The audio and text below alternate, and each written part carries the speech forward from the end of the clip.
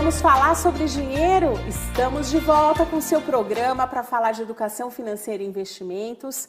Hoje o nosso tema é transição de carreira. Bateu ali aquela vontade de dar uma mudada, de trocar de área de atuação. E aí, como se preparar financeiramente para esse momento? Eu estou aqui com a Rose, que é educadora financeira. Rose, essa preparação do ponto de vista de dinheiro, de finanças, é importante nesse momento? Muito importante, até mesmo porque muitas vezes vai exigir um alto investimento. Eu vejo muita gente pelas redes sociais assim, gente, tenho 30 mil, posso investir em quê? Então, ou seja, a pessoa quer empreender, mas ela não tem ideia por onde ela vai começar. Então, ela está atrás de ideias. Só que no meio dessa ideia, ela pode perder os seus 30 mil e ainda adquirir uma dívida, num momento tão delicado para ela. E aí, que cuidados eu tenho que ter, né? Porque também tem dois tipos de empreendedorismo. Aquele que é por oportunidades, eu identifico algo legal, algo que eu sei fazer, trabalhei nisso antes, e aquele que de repente aconteceu e eu me vejo no olho do furacão.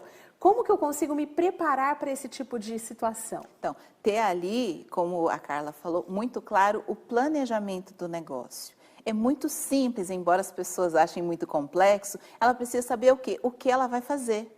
Que problema que eu vou resolver para o outro?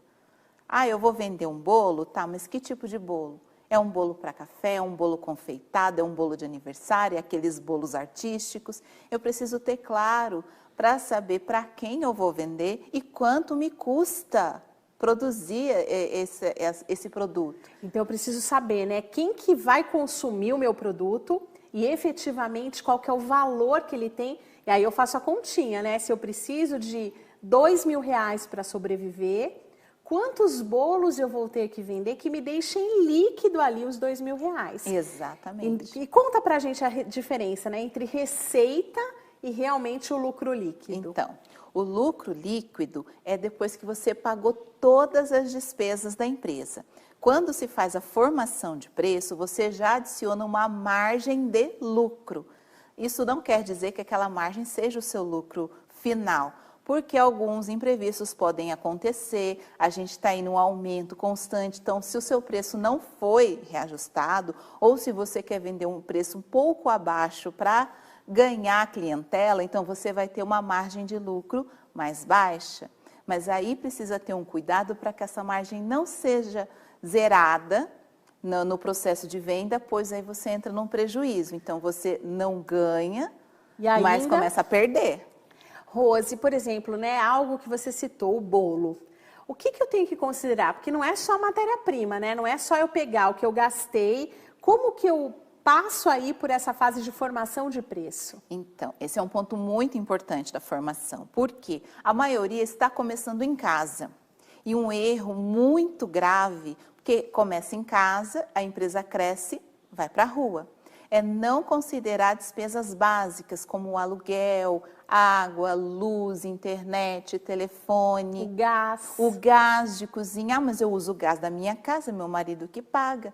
Só que a hora que a minha empresa cresce e eu preciso alugar uma cozinha industrial, esse custo ele é meu. Então eu preciso ter esse preço, esses custos na minha formação, para que eu já tenha um preço certo e já projetando o crescimento da empresa, que afinal a gente cria uma empresa para crescer. A hora que eu precisar me mudar, eu não preciso alterar o meu preço e não entro na zona de prejuízo, porque é aí que muita empresa morre.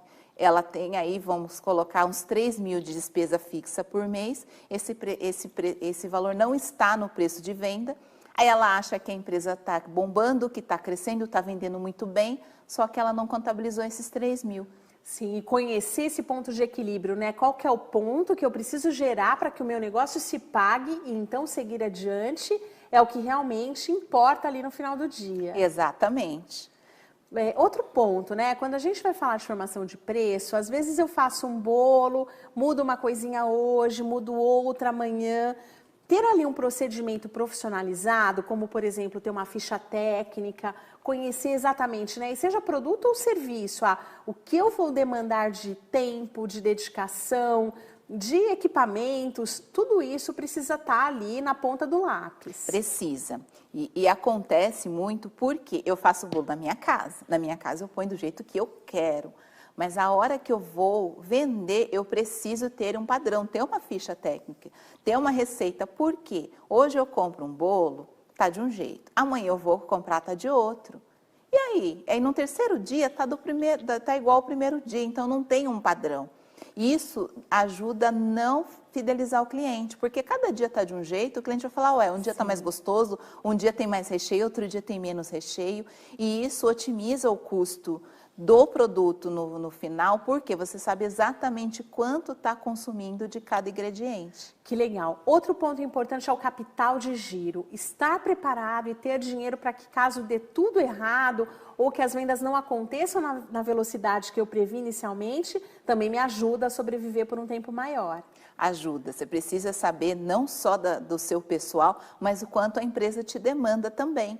Porque é muito triste a empresa estar com quedas de vendas e não ter dinheiro para comprar mercadoria, não ter dinheiro para comprar insumos. Eu acho que alguém já passou aqui a situação de chegar num restaurante e justamente aquele prato que você pediu, o garçom vir, e hoje a gente não está servindo porque não tem o ingrediente tal. Não tem ingrediente tal. E é terrível isso, né? Você vai com aquela vontade, hoje eu vou comer aquele docinho daquele restaurante que eu adoro. Chega lá, não tem. Exatamente, pode ser justamente por esse não planejamento. De repente vem de uma temporada de baixas vendas, eu não vou investir, mas eu não invisto mais naquele insumo, mas também não retiro do cardápio. Então eu gero uma expectativa no meu cliente, porque está no meu cardápio, e a hora que o cliente pede, ele vai se frustrar porque ele não vai poder.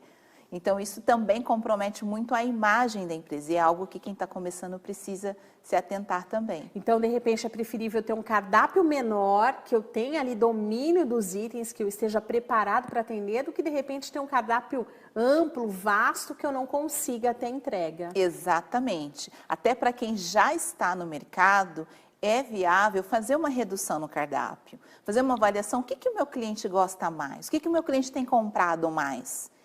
E focar justamente no que vende mais. E quem está começando é justamente começar pelo básico. Não incremente muito. Com o tempo vai conhecendo o seu cliente. Eles vão trazendo sugestões para você. Que legal. Faça o básico, muito bem feito e decole, voe aí no seu negócio. Rose, deixa aqui pra gente suas redes sociais. Deixo sim. Vocês podem me encontrar no Instagram, @RosimeiriPSantos, e no YouTube, Rosimeire Santos também. Rose, muito obrigada por estar aqui conosco. Seja sempre muito bem-vinda.